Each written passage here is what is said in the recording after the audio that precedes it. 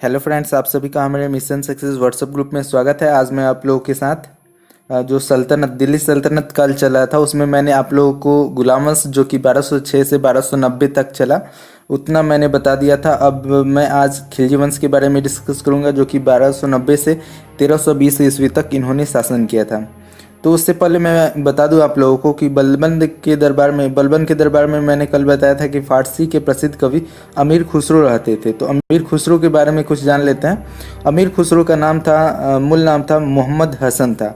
उनका जन्म पटियाली पश्चिमी उत्तर प्रदेश में है जो कि बदायूं के पास है।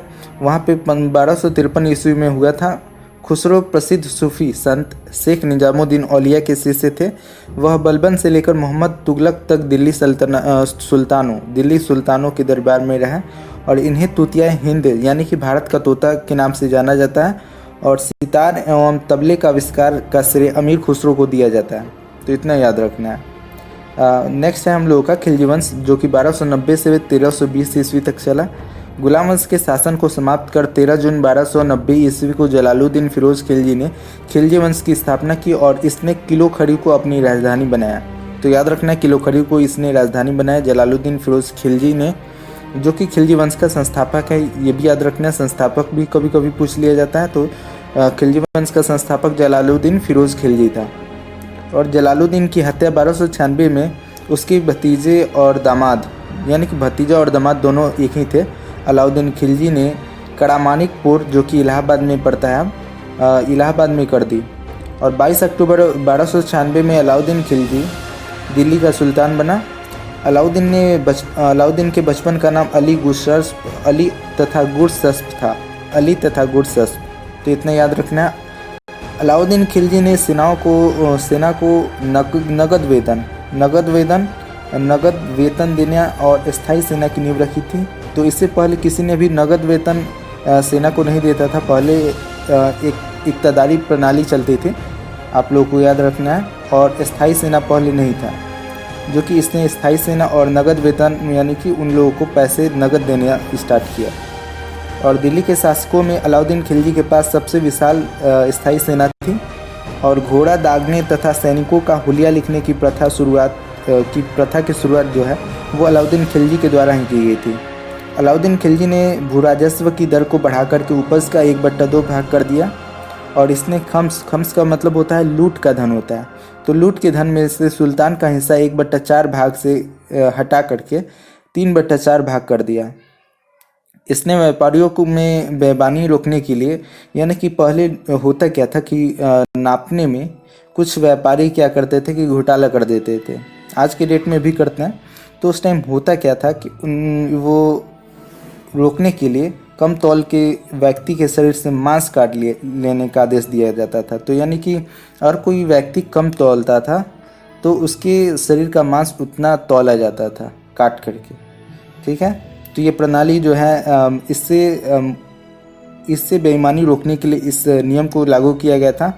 और इसने अपने शासनकाल में, जो कि अलाउद्दीन खिलजी है, इसने अपने शासनकाल में मूल्य नियंत्रण प्रणाली को दृढ़ता से लागू किया था। तो मूल्य नियंत्रण प्रणाली जो होता है वो एक लिस्ट होता है, यानी कि बाज़ार का एक लिस्ट होता है जिसमें लिखा रहता है कि जैसे कि 30 रुपये चावल है आज की डेट में, तो 30 रुपये चावल से आप लोगों को कोई भी अगर व्यापारी है वो 30 रुपये किलो चावल से ज़्यादा पैसे में नहीं बेच सकता।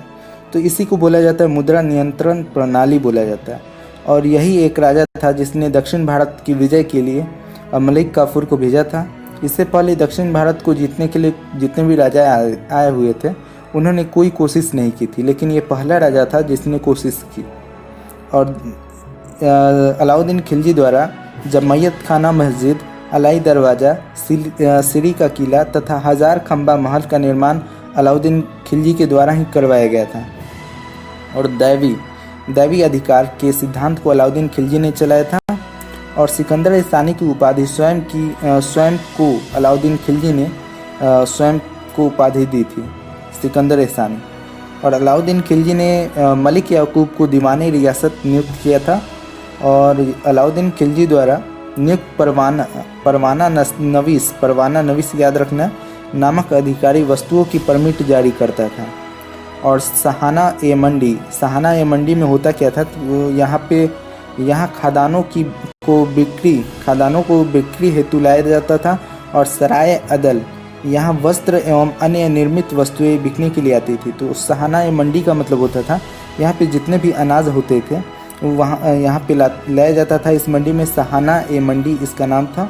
और सराय ए अदल मतलब कि यहाँ पे वस्त्र यानी कि कपड़ा और अन्य निर्मित जो चीज़ होते हैं वो सब यहाँ पे लाया जाता था।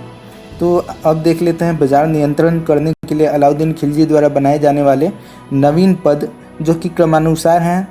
तो पहला पद है दीवाने रियासत। दीवाने रियासत में यह होता था कि यह व्यापारियों पर नियंत्रण रखता था। यह बाजार नियंत्रण की पूरी व्यवस्था का संचालन करता था। और दूसरा पद था सहाना ए मंडी। तो सहाना ए मंडी में होता था क्या कि प्रत्येक बाजार में बाजार का अधीक्षक एक होता था। और बरीद का मतलब होता है बाजार के अंदर घूमकर बाजार का निरीक्षण करता था एक। और मुनहियान व गुप्तचर, तो इससे पता चला है कि गुप्त सूचनाएं उस टाइम भी चलती थी, तो गुप्त सूचना प्राप्त करता था ये मुनहियान व गुप्तचर। ठीक है, तो ये पद थे जो कि मतलब बाजार नियंत्रण प्रणाली को सुधारने के लिए ये सब किया गया है। नेक्स्ट आते हैं 36 नंबर पेज में है अलाउद्दीन खिलजी का आर्थिक नीति की व्यापक जानकारी जियाउद्दीन बर्नी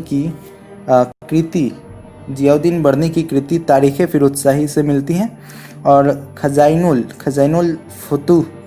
फतूह जो कि अमीर खुसरो द्वारा लिखा गया था, रिहला इब्न बतूता के द्वारा लिखा गया था। और फतूह हसलातीन जो कि इसामी के द्वारा लिखा गया था।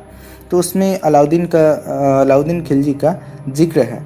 तो याद रखना है आप लोगों को, मूल्य नियंत्रण को सफल बनाने के महत्सिब मतलब कि सेंसर, और नाजिर का मतलब होता था नापतोल करने वाला।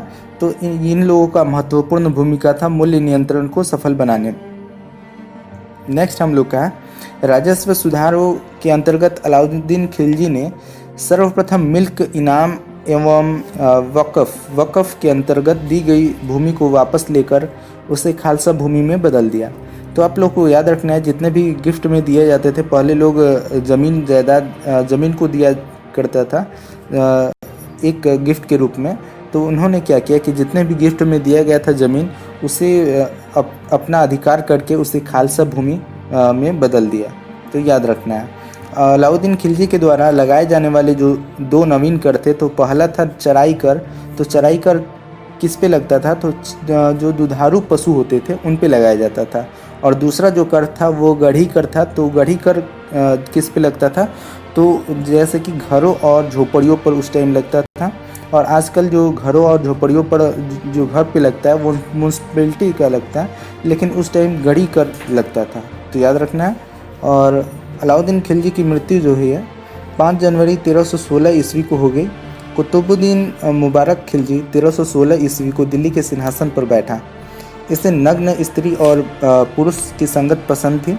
मुबारक खिलजी कभी कभी राज दरबार में स्त्रियों का कपड़ा पहन करके आ जाता था। तो ये भी क्वेश्चन है जो कि कभी भी पूछे जा सकते हैं आप लोगों से। और बर्नी के अनुसार मुबारक कभी कभी नग्न होकर के दरबारियों के बीच दौरा करता था।